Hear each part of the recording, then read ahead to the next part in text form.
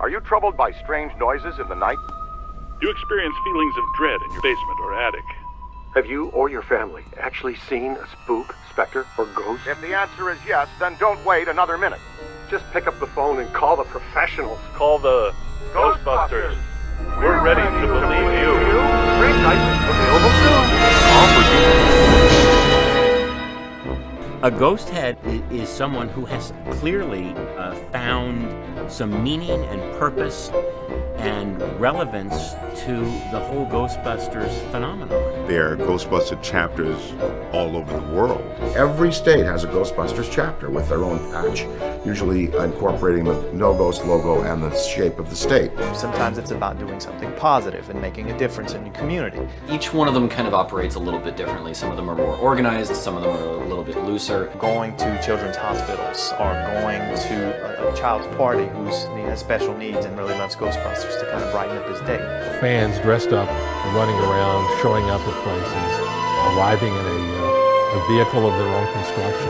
It's reminiscent of that first moment that I saw my Ghostbusters come down the street for the first time on Madison Avenue. Isn't that scene in the montage when Dan Aykroyd's laying down and the ghost comes over him and his pants unzip? Ghosthead, right? You're listening to Ghostheads UK Podcast. Something strange in your neighborhood. Who you gonna call? Ghostbusters! If there's something weird and it don't look good, who you gonna call? Ghostbusters! Happy Ghostbusters Day. Happy Ghostbusters Day. Happy Ghostbusters Day. Happy Ghostbusters Day, guys. Happy Ghostbusters Day. Happy Ghostbusters Day. It's so great to be a part of this. Congratulations to the originals, the OGs, and everyone involved. I want to wish all of you a happy and slimy Ghostbusters Day. Happy Ghostbusters Day. Happy Ghostbusters Day.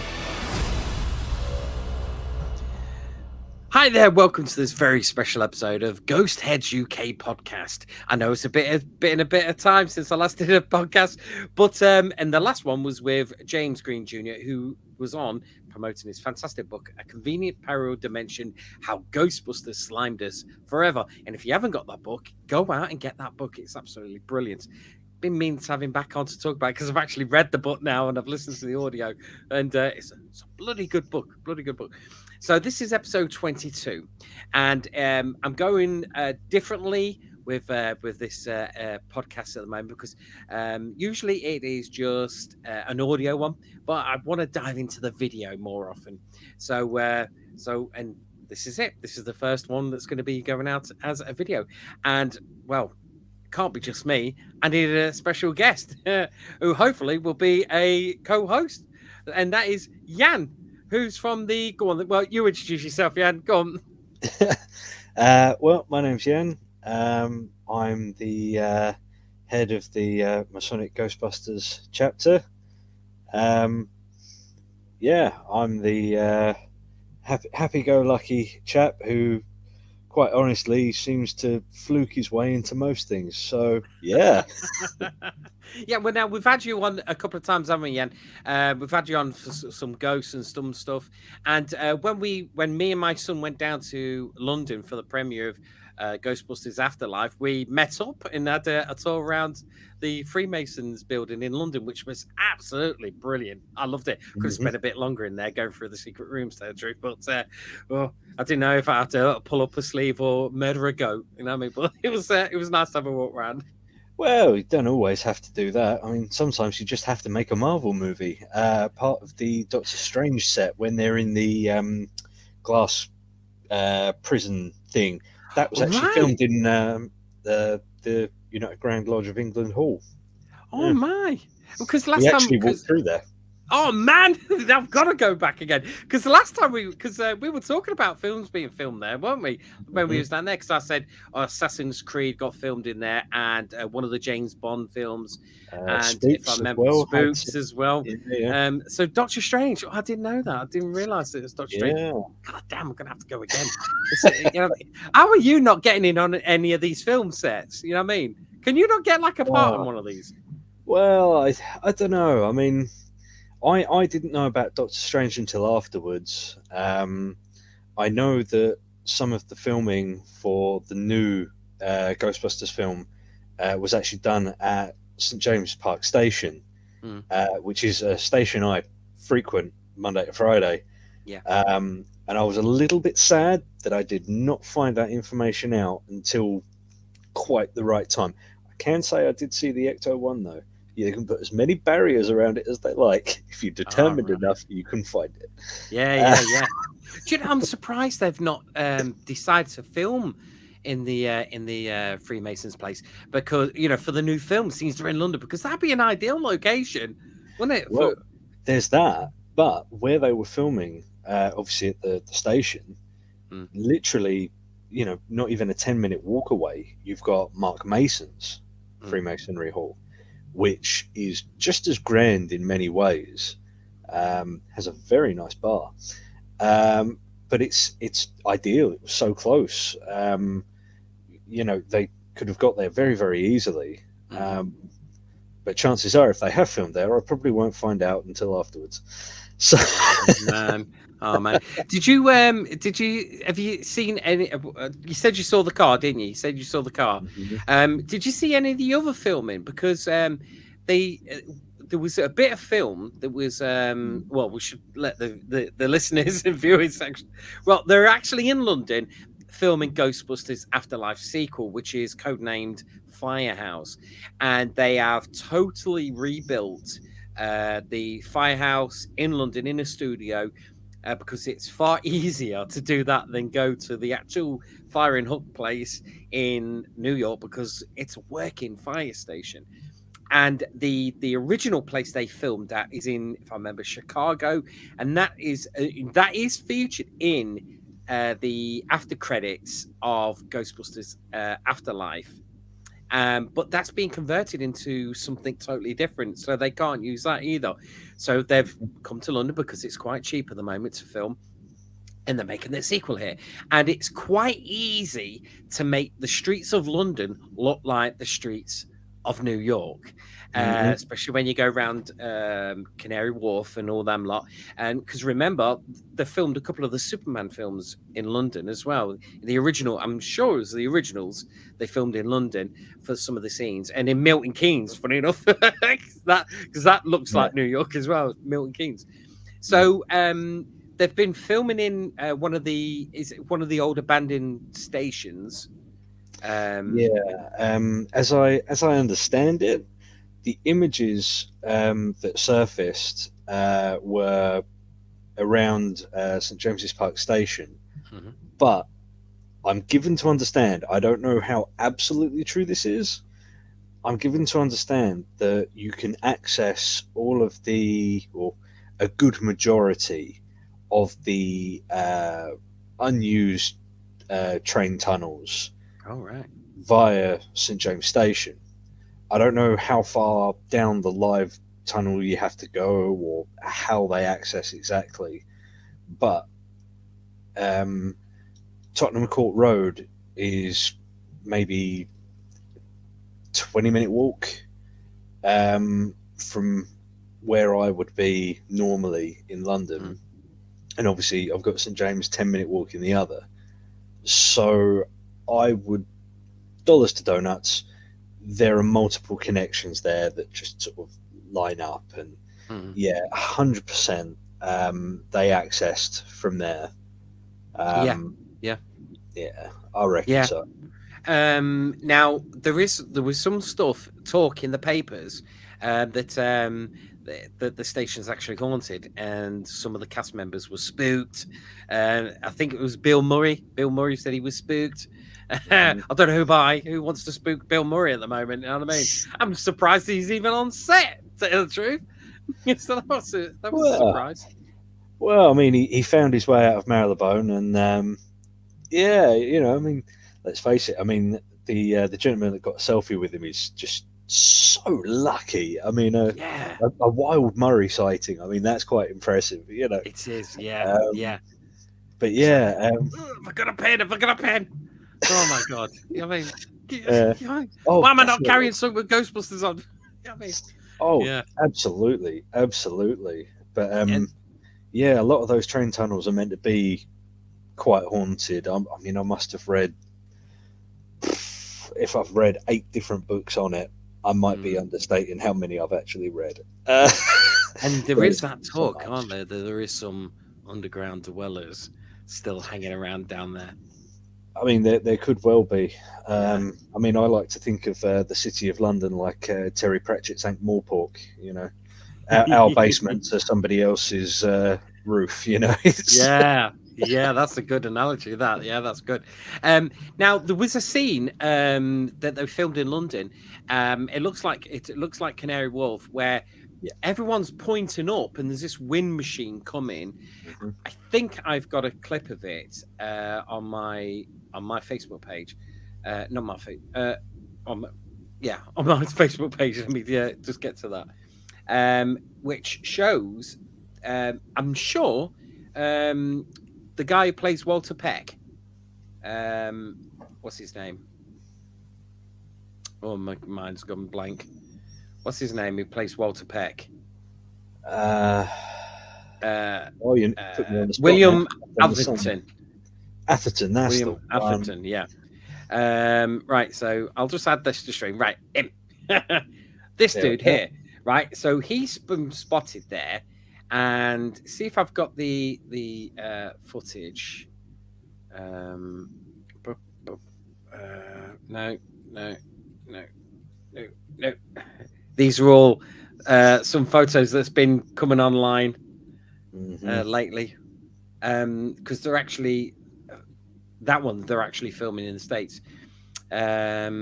Sure, where is it? Perhaps I have not got it on my page. I thought I did. To tell the truth, I thought I did copy it. There's this one. There's this one that was online. Have I got sound? I don't know if I've got sound on that. But this one was actually filmed. So they're actually filming the outside scenes in New York at the moment. So there's a lot of footage showing the car off. And we've got a brand new look of the car as well, which you've just seen as I quickly scrolled through it. That's somebody doing a page on Reels. I thought I posted the picture. I could have sworn I did. Let's just have a look, see if it's on Twitter. It's all very technical. This is. Can't go wrong with a bit of technical. I know, especially with how it is today. Here it is. Yeah, I found it. Right, so I'll just remove that from the stream, and then present. Stop screen. Here we go. Start another one. Twitter. There we go. Here we go. Twitter. So this is the scene here. Yeah, it looks like it. Yeah. Not larger. So that looks like him there. William Atherton there. And you can see the big machines going. And they're all looking at something. Now, I don't class it, well, is it a spoiler? Oops, should have said, spoilers. Yeah, I mean, but I thought it was just fascinating behind the scenes. Yeah, it looks like it. Yeah. What do you reckon to that, yeah? Well, I know exactly where in Canary Wharf that is. Yeah, I do, yeah. But no, I would say it's possible that it's meant to look like William Atherton's character. I think that's very possible. Yeah. I would say by looking at it, I mean, other than the fact that it's definitely a stunt double. You know, I feel a little mean saying it, but the pictures we've seen of Mr. Atherton recently, it looks a little underpadded, and I hope, like, we all have. he's getting on now, and you know, it's unfortunately it's a shape that a lot of us seem to take as we start adding on the mileage. So that's right. So that scene, but this isn't a one that's popped up. Now, this is filming in New York. We get a good look at stunt double, 2 stunt doubles. One looks like Callie, and I forgot her name now. Mackenzie Grace, her stunt double as well. But so it's nice that they've kept the door, the gunner seat in that.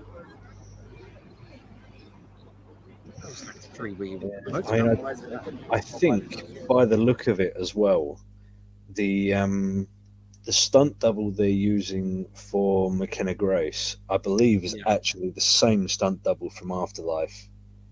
That I think I remember vaguely seeing some comparison shots, and it definitely looks like the same person. For Carrie, I'm not sure. I don't think I've ever seen any sort of stunt double-y images, but it definitely does sort of look a lot like her, especially when you sort of see it in that sort of quick sort of motion. And it's not quite like seeing Ivan Reitman driving the Ecto-1 in was it the first film? I think it was the montage. You know, it's quick, but it's definitely Ivan.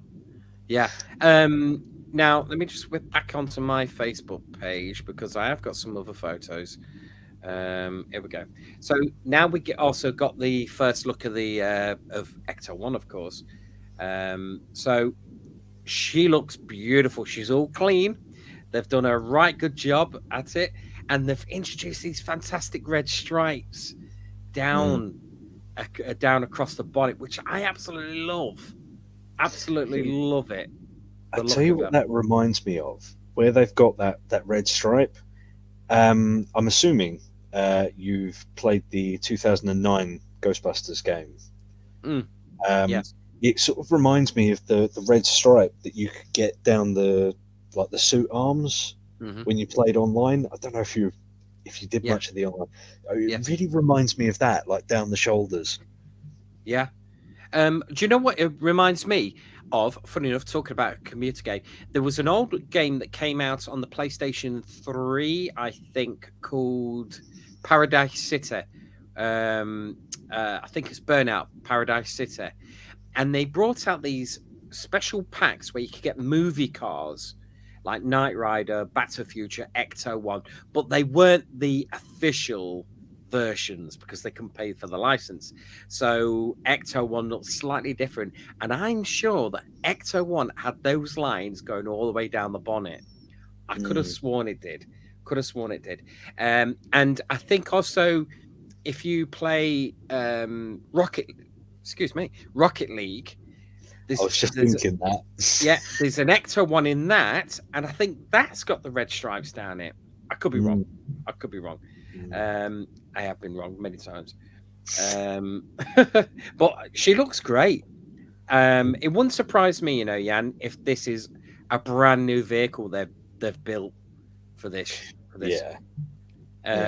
Absolutely.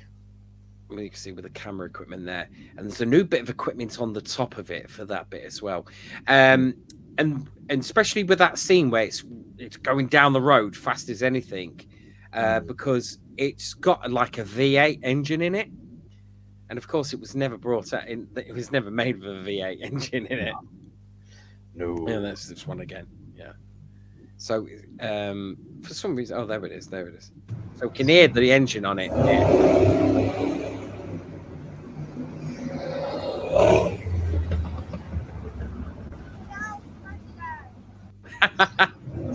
Did you hear that woman go, Ghostbusters?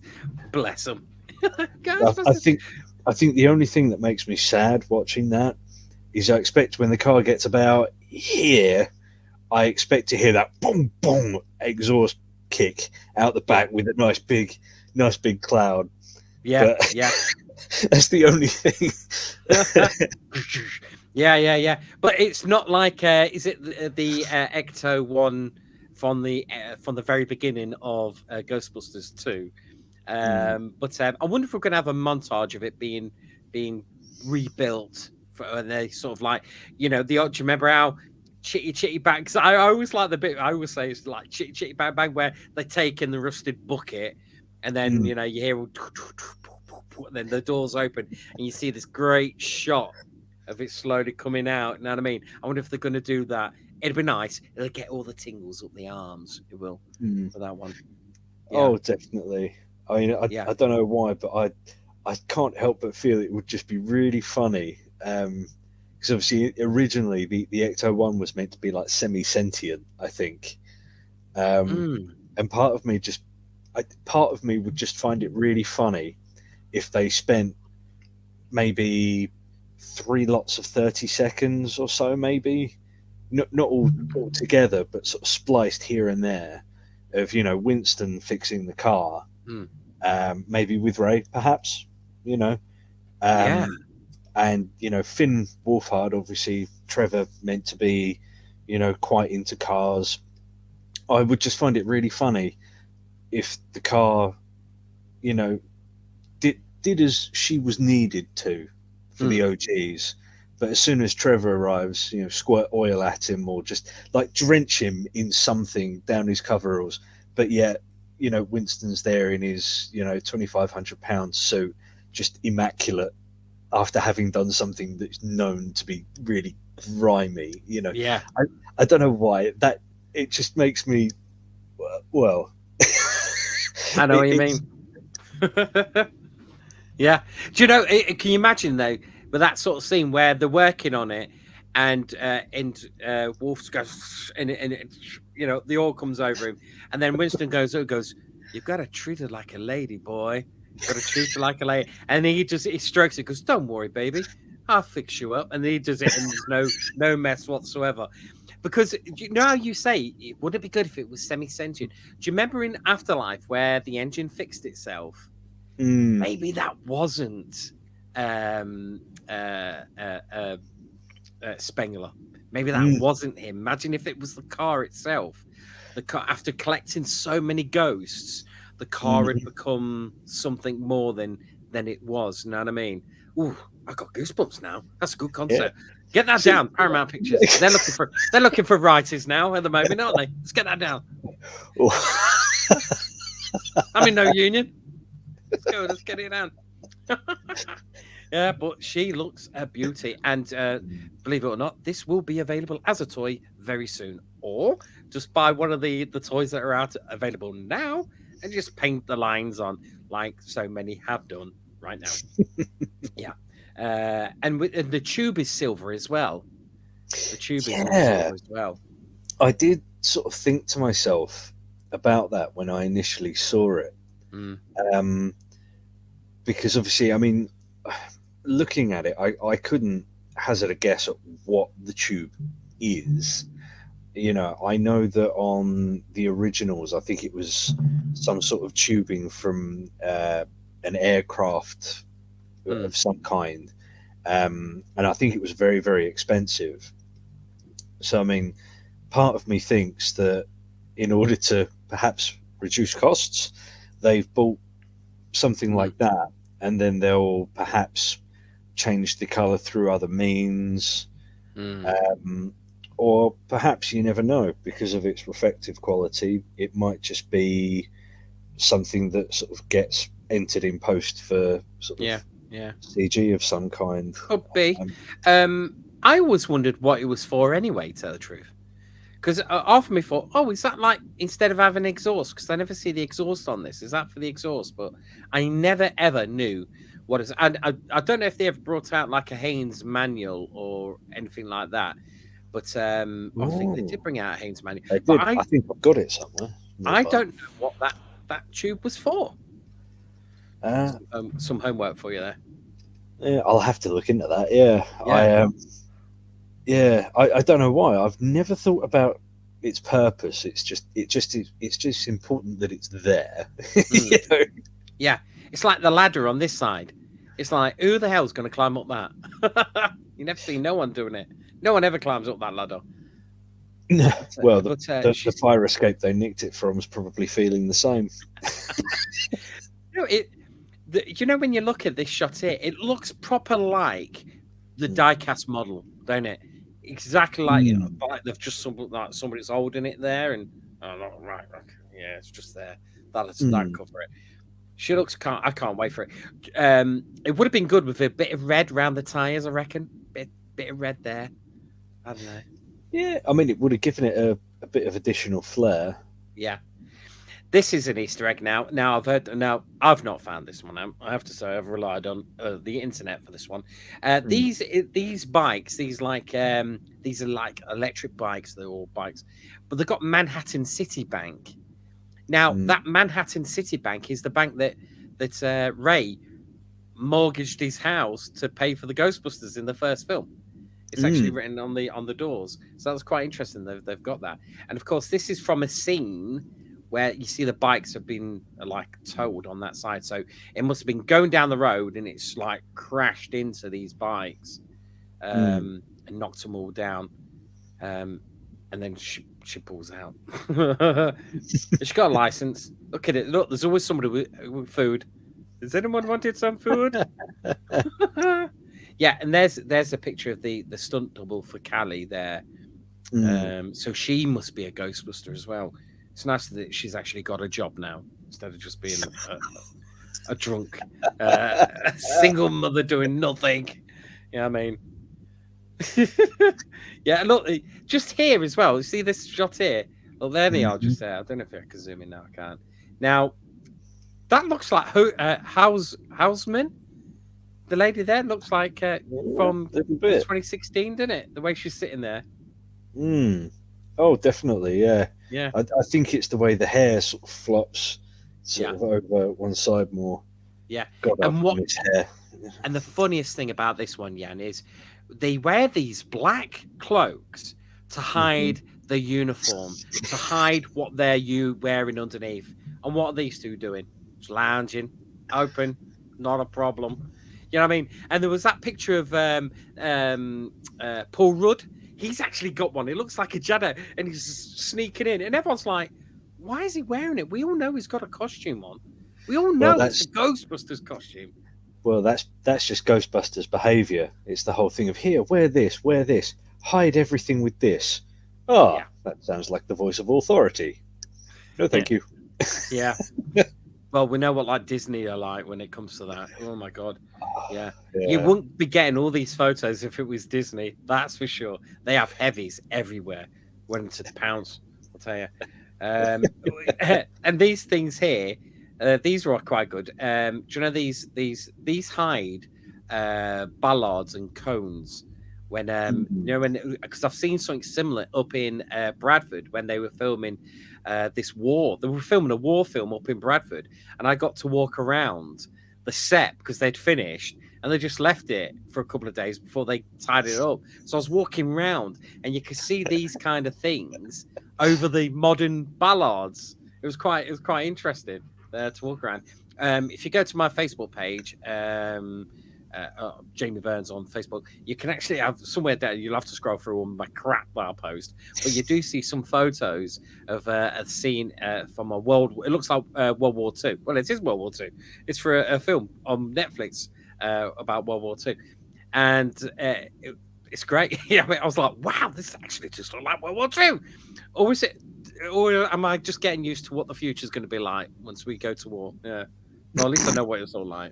I said, look at all those bikes everywhere. So it was right mess. So this is from a key scene. So basically, what they're doing really, this is usually the second film unit, isn't it? So you got the people in London doing all the filming with the major stars, and then they do this second unit for the bits they don't need the stars in, and then when they're finished in London, they go across and they film all the close-ups. Really interesting. It's really, really interesting to see. And she's going all over the place. They must take that bit of whatever it is, that bit that we've seen on top of Ecto. There's only that one photo with it on, but the rest, it's missing. It's not on the rest of the photos. So I wonder if it's like an added on. But look at that. That's ace size, right? But do you know what I'm hoping it is, Jan. Right, I'm hoping it is. Do you remember playing? You ever played the Commodore 64 version or the Spectrum version of Ghostbusters, where you've got your car and you can put on like the Hoover, and you can put on the ghost trap on the top of the roof, or the ghost bait? Do you remember the little device? Yeah. Imagine if that's ghost bait that they can chuck out and ghosts go ooh, and then they just capture it. That'd be so cool if they use that aspect. So I always thought, you know what I mean? It was in a game. Let's make it real. Yeah. It's just there's no end. There's just no end of stuff. There. This is a great shot. This one is. So yeah. And there's 2 other people in there in costumes as well. And by the look of the costume, it looks like nothing's really changed on the design of the costumes. And just by looking at the gunner seat, the neutron one looks just like the Spengler one, you know, that everyone's got from the Hasbro ones. It looks really, really good.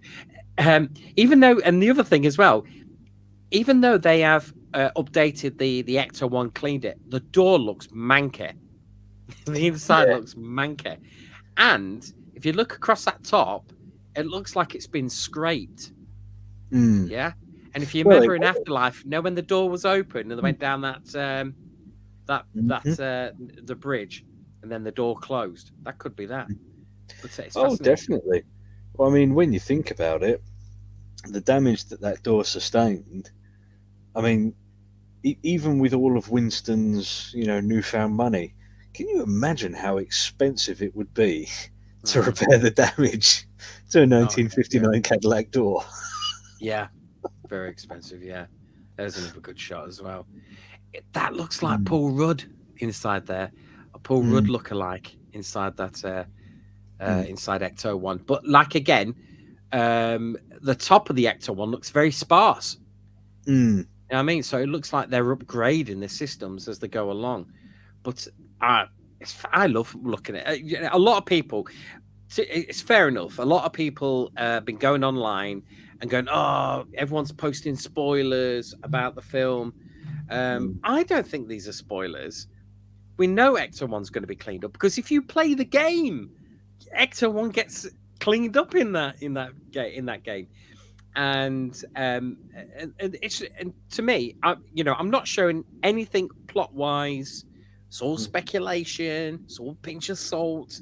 Me and you, Jan, we like to speculate, make up stuff that sometimes sounds better than what the film is actually. But but this is what I like. This is, especially on the lead up to the film, because this is how we was with Afterlife. If you remember, what was it going to be like? We had all our ideas of the beginning. What's the beginning going to look like? Now, let's say with the beginning of this film, I really do hope it kicks in with the Ghostbusters theme. How it finished, let's have how it started. With the Ghostbusters symbol come up and that. I'm hoping that does that again. But are we going to get like an interim? So from the last film to this film, what happened with the farm and coming, because it's all right them coming to New York, but are they really going to take Podcaster? From his family and everything, the young the what's the name? I can't think of her name.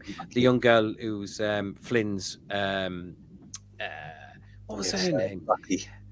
Lucky, yeah. She always talks about leaving the town, so she could possibly go because she feels that town is just a deadbeat town, really, isn't it? But she's first generation dump. That's right, yeah. So I'm looking forward to this. I'm so looking forward to this film. I can't wait. It's gonna be good. It's gonna be good. So that's Firehouse, as what it's called. And also we got a look at the UK crew badge as well, didn't we? Did you see that? Did. I was actually quite impressed with it. Because it's very simple, but it's very, it's got this really nice, clever thing to it. I don't know if it's an English thing, because obviously it does look very similar to the TFL logo, which is obviously the red circle with the white bulk with the blue line. And I think that partly we're so used to seeing that symbol that I think it just makes the new crew logo just feel, quite warm for us, Yeah. I'm just seeing if I can find it. It has been posted online. Quite a lot, yeah, heavily. Yeah, I thought I had retweeted it, to tell the truth. Obviously, I didn't. I thought I did. God, there's so much. Hold on. Let's just scroll down here. Thick and fast, this is. Thick and fast. It's always the case. It's either the toys, the film, or the cartoon. Hold on. God, where is it? Oh, nice trainers. I ain't seen them before. Oh, yeah. They're the Bull some things that are being released tomorrow, I believe, for Ghostbusters. Bull Air launch. Bull Air to launch Stay Puft Marshmallow Man and Slimed Uniform Shoes this Ghostbusters Day. They're nice. Do you know the ones they brought out? Was it last year? The Reebok ones with the ghost tanks on the back. Yeah. My daughter bought me a pair. Never wore them. They're in the attic. In the box. I'm one of these people. I'm a collector of all sorts. I collect what I like. So obviously I don't actively pick up everything. If I don't like it or I'm not as invested, I don't put my money in it. But I see these, and I've seen like a few of these over the years, and they do look insanely cool. My problem, however, would be, these look amazing. If I wear them, they'll stop looking like that. Oh. So they sort of live in the box, and they're just completely away, and they never see the light of day again. So I kind of work on the theory that by me not buying them, the fact I would be saving my own money is one thing, but by me not buying them, somebody else can enjoy them, because I know there are a lot of people that are very into collecting sneakers, especially very unique ones like those. So I mean, I would feel remiss if I had a pair of these trainers that literally just lived in the box, and by the time I'm dead and gone, my daughter's like looking around going, what the f are these? I would feel awful, when someone else can get genuine enjoyment, They look really cool. The marshmallow looks like it's got melted marshmallow on them. Oh, man. Oh, I've gone back on that. So let's just go back to the... I can guarantee you there's one person we know who will have those. It would be Maximo from the Italian Ghostbusters. I imagine he might. I'm thinking more along the lines of Crank. Oh, Ecto Crank. Yeah, he would get one of these. Oh, yeah, he'd get these. I'd get these ones, to tell the truth, if I had the money. How much are these going to retail at? I think they're about $300. I think $300, $400. $400. Well, it was nice, but when I there you go. Single pair retail listed at $400. Well, $399. Let's not be over dramatic. Yeah. Oh my God. That's shocking. That is shocking. So let's just I've just seen the Ghostbusters logo, then the crew one.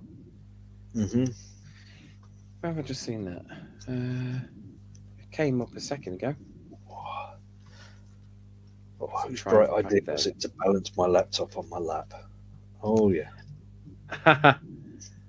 There it is.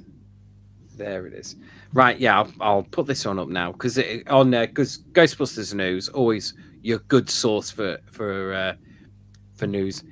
Says that James Acosta is joining the cast, and as you can see, that's the crew. It actually says UK crew, doesn't it, underneath it?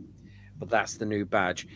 A lot of people said, it should be the opposite way round for the UK. You know, with the white with the red stripe. But what a lot of, I don't know if people in the States are not, you know, they should do, but it represents the London Underground, the London tube train with the blue and the red.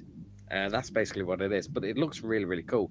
For some reason, I keep looking at Firehouse and I think of Doctor Who. I think it's the blue and the white, to tell the truth. Now, this Dan Aykroyd was on Sunday Kitchen on BBC One, which is here in the UK. And he announced that James Acosta is going to be, I think he's a comedian. He's a very good comedian. He's very dry, but he's a very good comedian. Yeah, I've seen him once. He wasn't anywhere near as big as he is now. This is back when he was sort of in his first couple of years at like the Edinburgh like Fringe Festival, like that sort of time. And he's really good. He's got a brilliantly dry sense of humor. I mean, he's just absolutely deadpan. Which I think just makes it all the funnier. And to be honest, he really has got the right sense of humor for Ghostbusters. I mean, don't get me wrong, chances are he's going to be playing a completely different character. He's going to be like falling over his own stuff, and, slipping down the fire pole, with his feet above his head, and it could well be like that. He could be effectively like the Lewis Tully of mechanical engineering. Yes. Well, I hope they keep his English accent. I'd love to see representation of an English person. And it says here that it's apparently he's going to be. It says here, a quote from Dan Aykroyd. James is in our show. He plays one of the developers of the new equipment. Adding, he's great. He's very funny. And what a gentleman. He's wonderful. So he's been making all the new equipment. So that's interesting. And if you played the game, there is somebody in the game building all the new equipment, isn't it? And as you progress through the game, and we're talking about Spirits Unleashed, of course, he keeps bringing it across. And now is that because a lot of people think that game was canon because of the beginning, where you had a beautiful beginning where you saw Ecto 1 in the Firehouse game rebuilt. But is that not canon now? I don't know.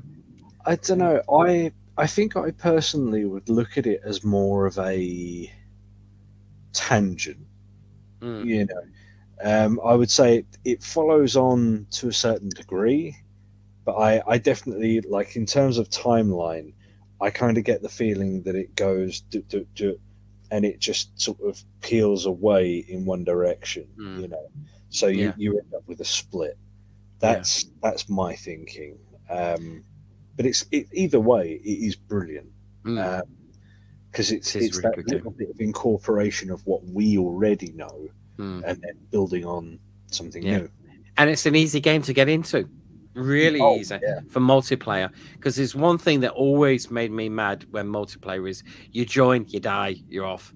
You join, you die, you're off. And you think, I'm not getting any good games. But at least on Spirit Unleashed, you really do get a good, solid game every time you join. And it's the only thing I've ever had trouble with, Jan, is trying to have a match with my friends, join us all up at the same time. I thought that was for some reason it's just quite difficult with that. I think that's the Epic Games side of it, isn't it? It's famously listed as being cross-platform, and it is, with a little bit of movie magic. It's so frustrating. I mean, I myself, I play Spirits Unleashed in a league. It's really, really fun. It's absolutely comical, but obviously we play all between PC, Xbox, PlayStation losers, and and it can be quite difficult to. I'm a PlayStation person, by the way. That's right. Most of the people in the league are as well, or the league I play in anyway. I'll have to join this league. But I'll send you the information after. It's great fun. Cool. And basically, the fact you have to load up Epic Games, you have to add people's Epic Game name, which is not always going to be the same as their Discord name or their Facebook name. Some people use the same thing. It's not going to be the same as what they have on Twitch. It's like the handle is always different. And that can be really frustrating to make sure you've got the right thing. You can sort of get around that ever so slightly. If I'm an Xbox player, if I know that someone else on my team or someone else I want to play with is on Xbox, I can just add them through Xbox. It's so much easier. PlayStation, same deal. But if I wanted to add you, I would have to put your Epic Games name into the Epic Games client, and then you would have to access your client to accept. And if you've already got the game up, for example, and I've got my laptop and I add you onto it, I can look for you and you can look for me as much as we like in the Firehouse to try and add each other. But you have to leave the game, like completely leave the game, restart the game, both of us, in order for us to locate each other. And it's just, I just don't understand it, But obviously that's the downside of the Epic Games launcher, and that's not Ilphonic's fault at all.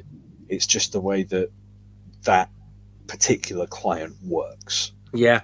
Do you know what would years and years ago on the PlayStation was PlayStation Home, where you had like your avatars walking around, and if you wanted to be in a game, well, you sort of all just mingled together, and then you all sort of went into a building, and then the game would start, and you're all in it. It's a pity that can't happen, but that was 10, 15 years ago. It's just a pity. There must be an easier way, especially with how the modern console is now. There must be an easier way to get everyone in. Well, I mean, I would like to think so. In Soviet Gameland, Gameplay U, I have like this wonderful, theory that eventually, that there shall be one company to rule them all, and one company, and eventually we won't have this Xbox or PlayStation or PC or Switch or whatever competency, and everyone can just add each other on the one thing, and then that's it. That's the one thing that everyone has and uses, and regardless of what you're playing on, you can all just be there. To me, that would be ideal. Chances of it happening very slim to none, because there's no money in it, I'm sure. No, there isn't. No, there's no money in it, unfortunately. But that's what I would like. I mean, obviously, don't get me wrong.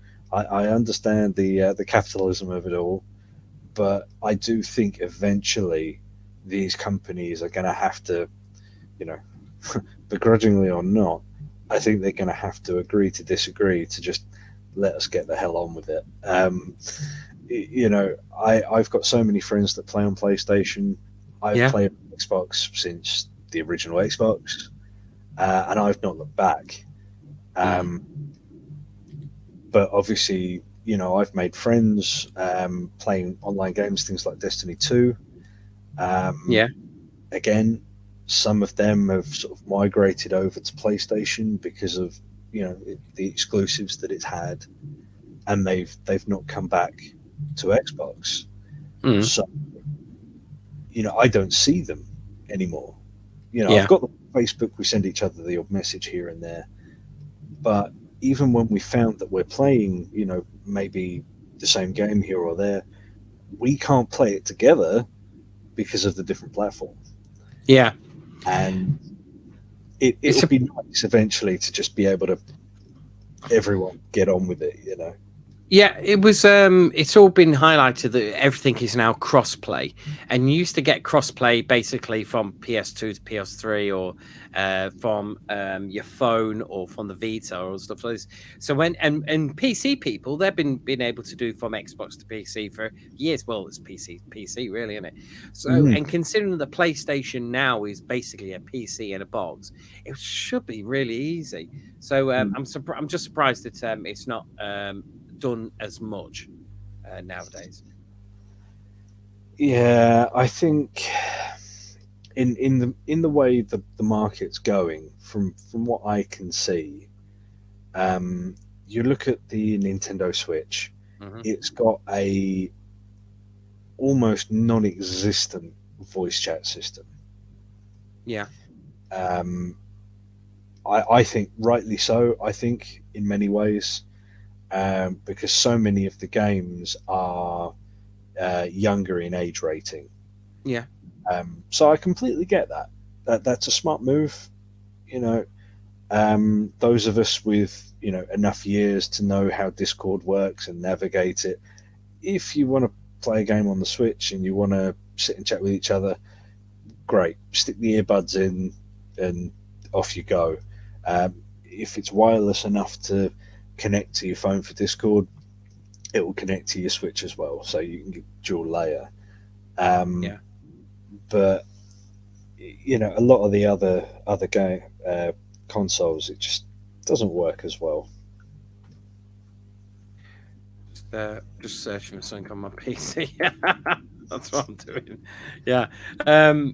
Yeah, I totally agree with you. I totally agree with you. Because when I'm playing with Mike and Paul, I think Paul's on PC, Mike's on Xbox, or it could be the opposite way around, and I'm on PS5. So it's really hard for us to get together. But once we do, it's great. And that's what I like about it. It's so good. But most of the time, I'm often just playing with NPCs. But there is that time where you do play with other people. And to be fair, everyone's really nice on it. You know what I mean? Some, if they see you're on a lower bar, they will blast, and then they will tell you to get it. They would weaken it, and then they say, you get it in your trap. You know what I mean? They go, Jamie, get in your trap, so you get the points and you get the prize. So you get, so you build up. So it's such a nice community. I have to say, it's such a nice community. Oh, yeah. For Spirits Unleashed in particular, there are so many Discord pages. There are multiple League pages as well. You could go in to the Discord pages not even having the game yet. Yeah. And you can literally say, yeah, I'm getting the game on Friday. People will arrange to play, to help you sort of navigate the game a bit better, and they'll try and explain like the equipment stats and stuff like that. And it then gets even better solely because, when you're playing, as you say, people will help each other out. You can play bots. And I think that's something people forget. It has online multiplayer, which is great, but you can play bots. And I know a lot of people have this weird, not weird, but a lot of people have this thing where they don't like playing games online. And I understand that. I do kind of get it. Even when I first got the game, I didn't jump straight into online. I think I must have played through to like level 60 or 70 before I actually started playing online. I was just playing the bots. I was getting the techniques. Yeah, I was just getting the techniques, the skills, the understanding. And yeah, I mean that really helped me to sort of get to grips with it, basically. And it also, as it is, this was at the time when the game was so new. You had people like fighting over who was going to get the ghost in what trap and where, and like they would purposely pull the ghost really far away from the trap that was like half a foot away from them to something really, really far away, and then you'd lose the ghost because it broke the tether. Whereas with the bots, you don't have to worry about that. It doesn't matter if you force the ghost into your trap, because you're not upsetting anyone else. You can do the, selfish thing and, actively put it in your own. And literally that's what I've done, because you've got the tenure system as well, where, you get to max and then you tenure and it resets, but you get some like customizable bits and pieces for it. And, then you have to build yourself back up again. Same deal. I normally jump into some bot rounds, do the really selfish thing to level up my trap, and then go straight into the online and have at it. Yeah, it's really cool. Do you know? Have you managed to? Have you prestiged? Because I've not managed to prestige yet. I am effectively level 400 technically. I've prestiged all 3 times. My character at the moment, I had one look the whole way through the game, just one look.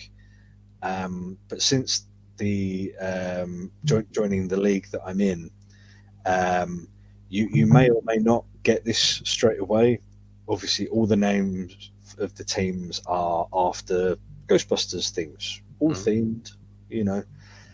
There's multiple teams, so you've got Team Ecto, you've got 58.9 Atomic Weight Cobalt, the Keymasters. There's loads of them. My team, however, goes slightly off on a tangent. Does it? Because you have to have played Spirits Unleashed to understand the name. Because my team is called the Cake Logs. The what? The Cake Logs. Cake Logs? Yep. Because if you look in the firehouse and on a few of the maps, you'll see boxes that look very familiar. Blue and white boxes. But they don't have Twinkies in them. Because that would be copyright. Yes. Yeah, I get it now. Yeah, you're right. Yeah.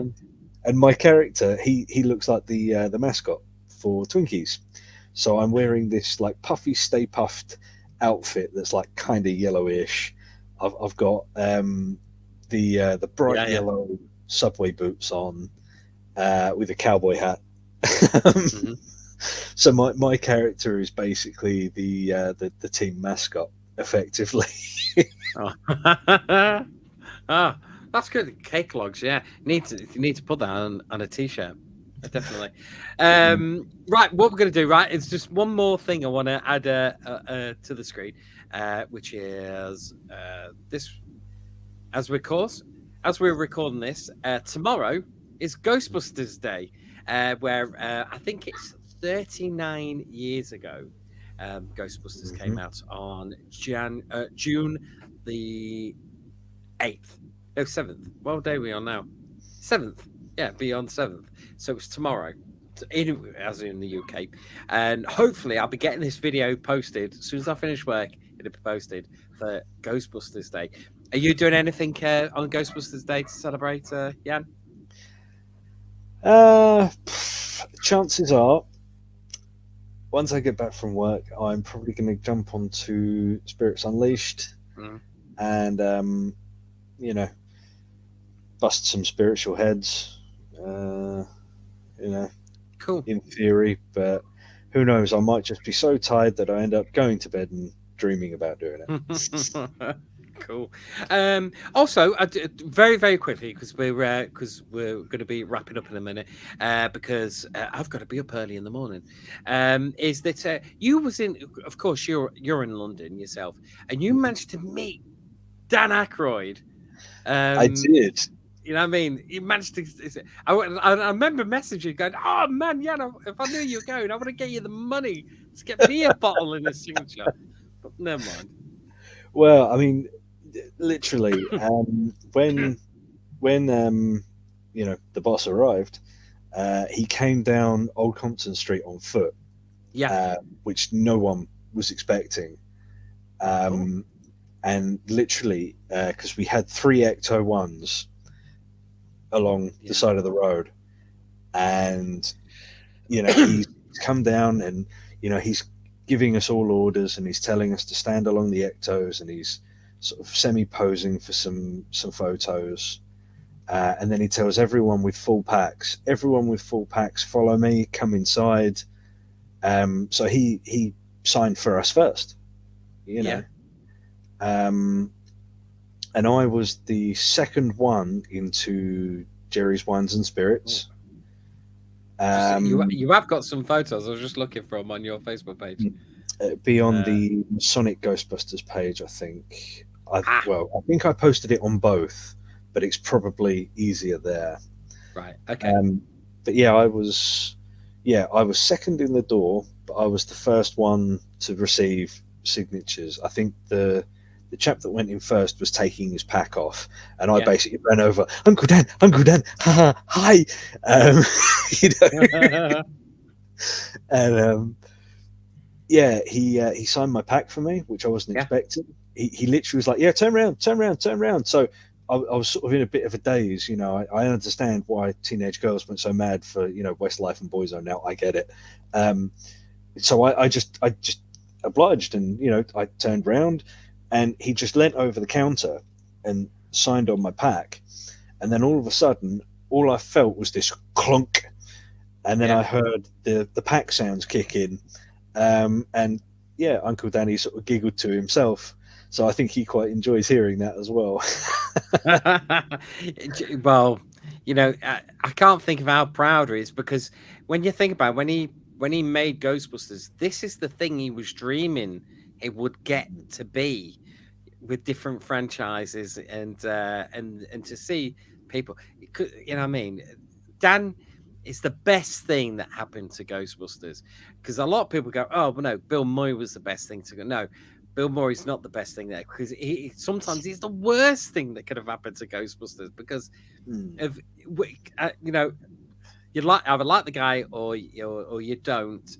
I like him, and sometimes you just, because if it wasn't for him, we would have had a Ghostbusters in the 90s, early 2000s. It was him alone. Well, I like to think of Bill Murray. Hopefully you'll appreciate this. I like to think of Bill Murray as the one doctor, or the one dentist in the 4 out of 5 all agree that this is the best thing to do. I like to think of Bill Murray as the one doctor that's like, nope, just every single time. Yes. Yeah. All the time. Right. Let's just. Right. So I'm actually just searching. So this is. I'm always constantly. I am listening to what you say, even though I'm looking around. Just trying to get into this. Right. Okay. Here we go. Right. I think I've got that now. Yeah. So this is your page. Right. The Masonic Ghostbusters. Do you know what got me? I couldn't spell Masonic. I had to Google it. I was just thinking, you know what's really funny? Yeah. You literally could have looked at my normal Facebook profile name. Oh God, yeah. That's me. Now, there's the Sussex Ghostbusters have posted photos there. So we go to their page. Right. There we go. So this is the Sussex Ghostbusters. So Dan, is this where Dan Aykroyd came walking in? He's just walking down the street before he went in. I think so, by the looks of it. Oh yeah, and Paul Fig turned up. He did, mind you. This is actually something you might not have seen everything of. I can't remember what's posted on my page. Right. But I was, oh, look at that guy, handsome chap. And I was sitting in the car just like that, and then all of a sudden here, you can see the happiness and just elation of, just, oh, what's going on? Because if you look just there, just to the left of the screen, there's not this little man. Yeah, not the guy in the white hoodie, but Yeah. you can just see this, this Shoulder. sort of brown-looking jacket. You know, quite a dapper jacket, you have to admit. And I just sort of found myself quite literally, that close, face to face, with the director of the 2016 Answer the Call, Paul Feig. And Paul as you Feig, can see, I shared a car with him for a moment. Yeah.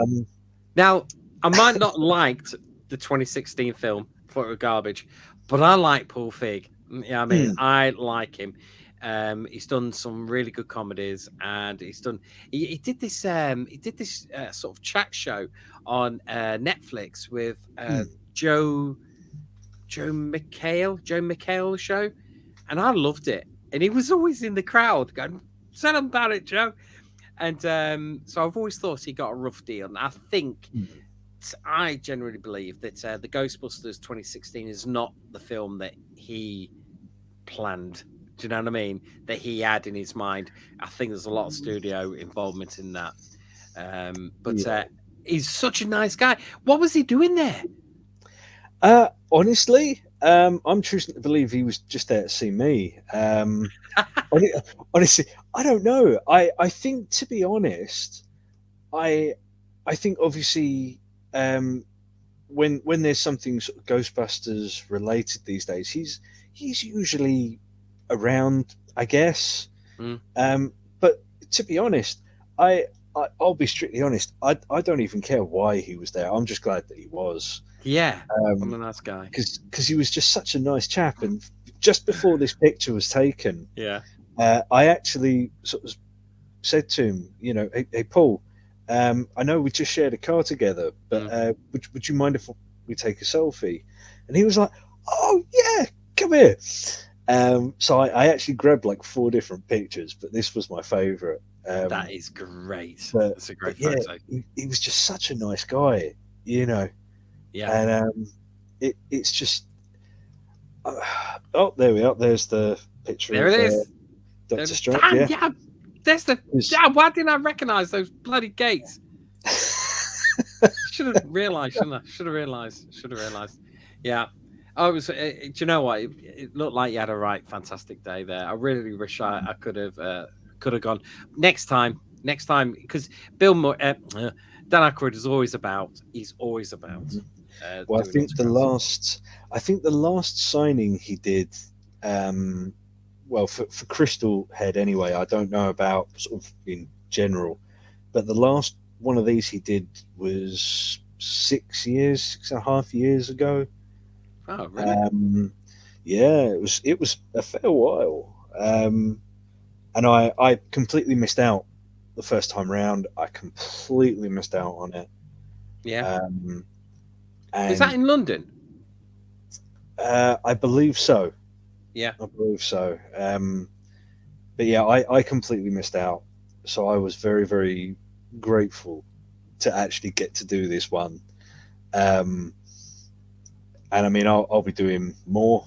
I'm going to be heading to the London Film and Comic Con in July.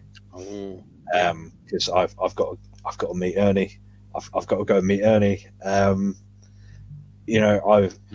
One of the things that I had Dan Aykroyd sign for me was a comic.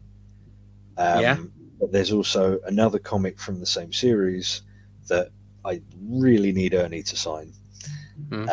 I've made my peace with the fact that the Venkman comic is not going to get signed. I know that it's not going to happen, but I can get those two, and to be honest, that alone just makes me ecstatically happy. Yeah, it would do. It'll make me happy as well. I've been meaning to go to these ones, and I have to say, because I just went to Star Wars Celebrations, and there was the autographs were just like, oh, how much? You know what I mean? And I've always been a big fan of these smaller conventions where you can get Ernie. You know what I mean? And you could get most of the Star Wars people and most of the Ghostbusters people at the smaller conventions for cheap. In fact, I was only talking to my Nikki the other day that there was Huddersfield are doing a mini con, and for 40 quid, you get James Cosmo, who was in Highlander, and he was in Game of Thrones, and you get, oh God, who were the other two? I forgot. Well, that's pretty good. That's how famous they are. But I thought it was a bloody good deal. And it's not. Oh, that was it. Guy Henry from who was in Holby City, but he played Tarkin. So his is what, and somebody else. And I thought, well, that's not bad. You're getting for 40 quid, you're getting a photo and an autograph from all three of them. You know what I mean? I thought that's pretty good. This is it. I mean, I've got to be honest. You know, the Dan Aykroyd signing just recent. It was literally £53.50 for a bottle of the Crystal Head vodka, and he would sign a couple of items, just gratis, not including signing. Yeah, you know, and I checked that the shop that we were in sells the Crystal Head vodka for £53.50. There was no increase. Wow. I mean, yes, they would have sold a lot of units, but there was no increase. And like when you like factor in, really, you know, £53.50. You know, yeah, at the minute things are tough everywhere. But when you consider that that's 2 signatures, technically 3 with the bottle, you know, there are going to be some people that will, you know, sell those on. You know, fair play to them. Can't say, you know, fairer. But then when you just as pure comparison, compare that to, you know, Ernie, I believe a signature from Ernie is £35. Yeah. Now, I don't know. I've never been to LFCC. You know, I don't know if that's, you know, £35 per one. I don't know. But I think it's one, and then if you want a selfie, I think that's like an extra £15, £20. I've heard the same thing with the Dan Aykroyd ones. Is if you buy a bottle, he signs it, and that's why because he knows more people that come and buy them bottles. That's money in his pocket. I did not realize it was that cheap. I'd pay that. Yeah. So imagine, you got a bottle, and say you got a figure. You could get them both signed. You know what I mean? So that would be pretty good. Man, what a bargain. So did you just get did you get your pack signed, didn't you? Yeah. When I went in, he literally had me turn around and he signed the sort of top centerpiece of my cyclotron, which was awesome. And I hadn't expected that. I had sort of thought about taking the bumper off of my cyclotron and taking that. I was thinking to myself, oh no, don't do that, because you know, if you want to do anything to your pack later, you know, you've then got a signature on there. Long story short, I've now got a signature on there, so I need a new pack. Never go out with it now. What a shame.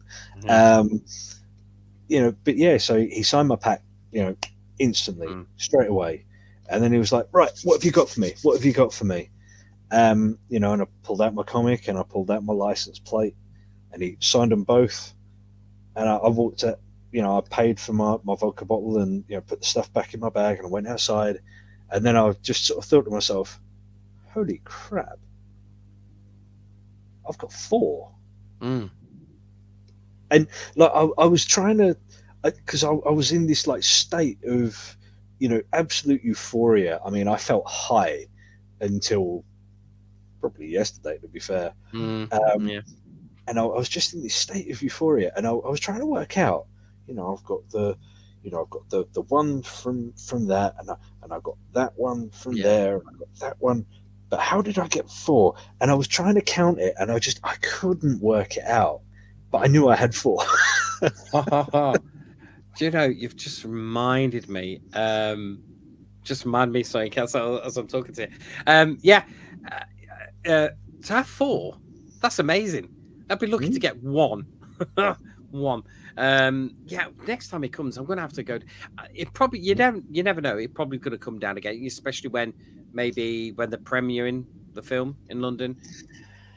It's I wanna go very down there. possible. It's very possible.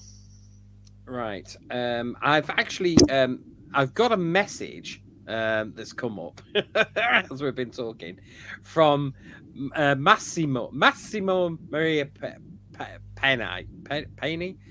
Who? Well, let's just call him Massimo. He's from the Ghostbusters Italian Ghostbusters, and yeah, he says dear Ghostbusters from all over the world, Ghostbusters Italy has the pleasure to invite all the Ghostbusters franchises to celebrate the Ghost Week 2023 with us all. A week dedicated to Ghostbusters, which includes the official Ghostbusters Day. Send us a photo, or post a photo or video with the hashtag Ghost Week. Yeah. Hashtag Ghost Week. There will also be possibility to collaborate together for future projects.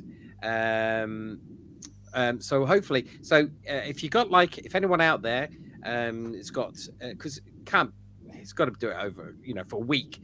So if anyone's got a video, if you post it and put a hashtag Ghost Week, and then even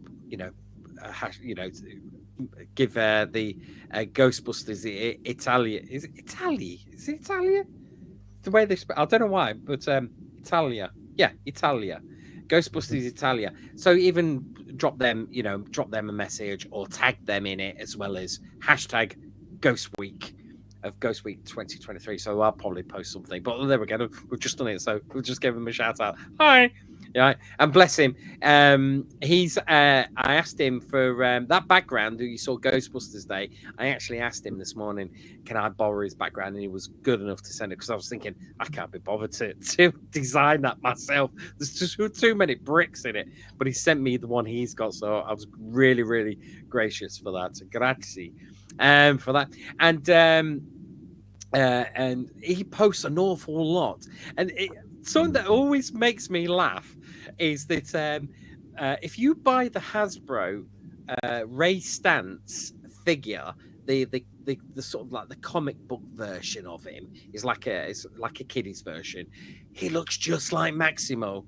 He looks just like him. I was thinking, that ain't Ray Stantz. That's Maximo. He does, doesn't he? Yeah. When it first released, I said to him, I mean, are you sure this ain't you? I mean, I would get that figure with his name on it. Sign this for us, mate. He's got his own action figure and he didn't even realise it. See, I now feel like I have to buy one and send it to him to get it signed. Yes, exactly. I was thinking the same thing. Yeah, so yeah, we'll do that. We'll send him an action figure, or tell him to go and buy us one and sign it and send it to us.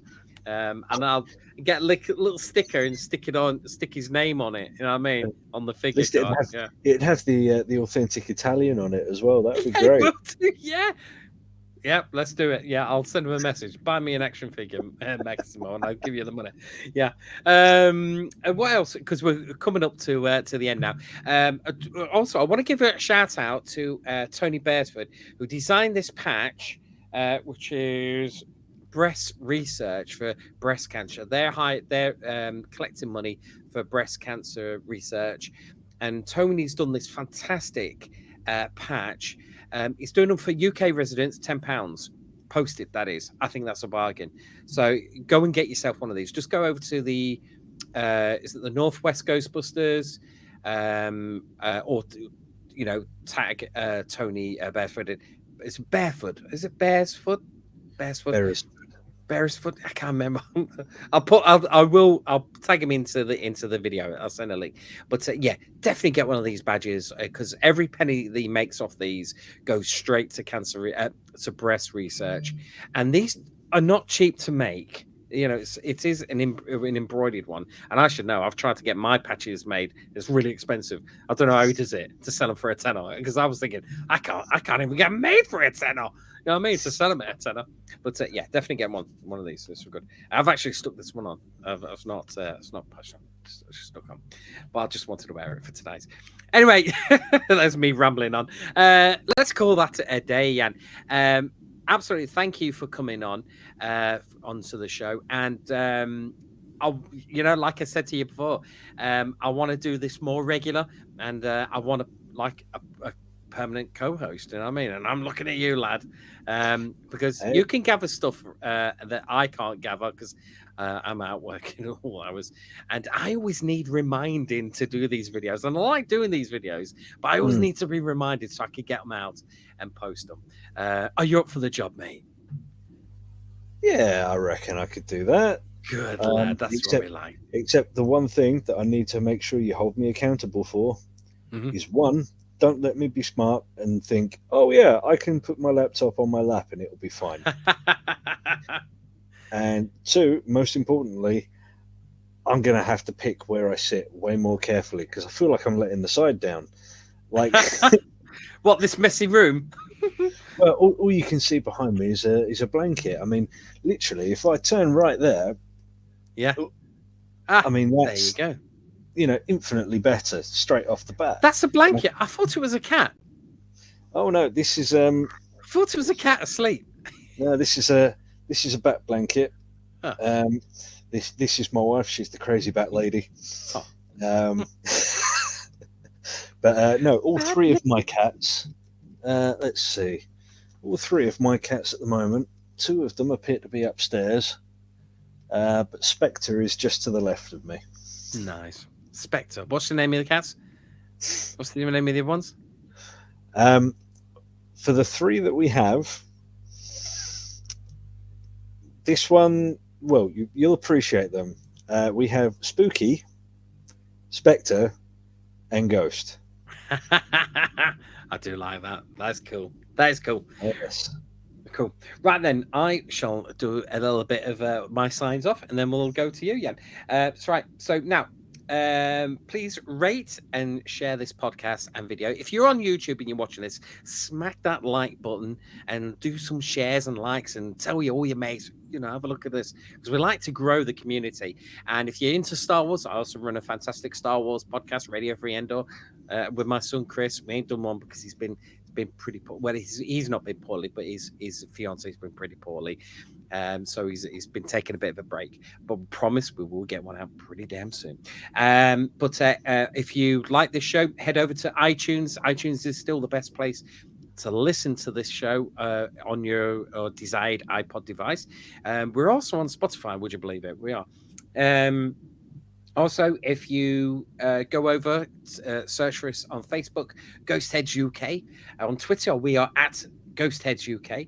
I have got a Patreon page, but I can't get my head over Patreon. I don't know how it properly works, but you can head over to it. Just search for Sir Jedi Jamie. I'm on there. I don't know how it's going to. I need something better, something that people can, if they want to subscribe to the show, they can subscribe, because you never know, you might get little bonus episodes of me and Jan just spieling questions to each other. Oh, and even ghost stories. We love ghost stories, and that's another thing as well. If you got any ghost stories, send them in. We like it. And if you've got a really good one, we'll read them out and we can rate them and how scary they are. How cool will that be? Be really good, because I know that Jan has got some real good ones. I know he has, because he's phoned in with some. It's awesome. So anyway, so that's it. Also, you can, if you want to get in contact with us, our little thing's been going at the bottom, say ghostheadsuk@gmail.com. That's our email address. Jan, where can all the ghost heads in the world get hold of you and see your stuff? To get hold of me, it's really, really simple. On Facebook, all you need to look for is the Masonic Ghostbusters. Straight up, there we are. I can honestly say that the Masonic Ghostbusters is comprised of me. Yep. I've got some honorary members. Obviously, I don't disclose them. They've helped me out. When I was first trying to sort out my chapter, when I was trying to work things out, just in general how things worked, I asked, a couple of people for help. And those people willingly put themselves out there and helped me. So when I had my first run of patches made, I purposely sent out a patch to each of them, with a lovely little letter thanking them. Obviously, I don't expect ever to see that patch on a flight suit. Obviously, it'd be absolutely wonderful. Yeah. I would never expect or ask it, because at the end of the day, people look at Freemasonry oddly. It's fine. People look at me oddly also. That is also fine. Is what it is. But at the end of the day, it's there to be made fun of and made light of. Because But head on over to Facebook, Masonic Ghostbusters. I am going to post more. Okay. I have to post more. Yeah, I keep gonna have to now. You know. You're gonna have to now, because we're using your page for news as well.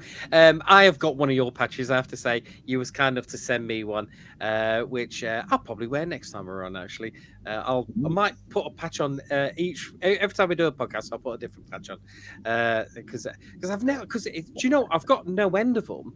But I don't know what to do with them, because you've got your flight suit, but you stick your own one in because you're in a group and I'm in a group, and I've got my podcast as well, so I stick those two, and then you've got your original one on this, and you're like, well, where do I stick all the rest?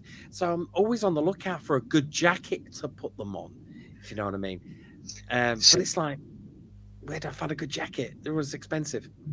Honestly, what I've done is I copied Spirits Unleashed a little bit, and I bought myself a corkboard. Oh yeah. So I've got a selection of different patches up on this corkboard.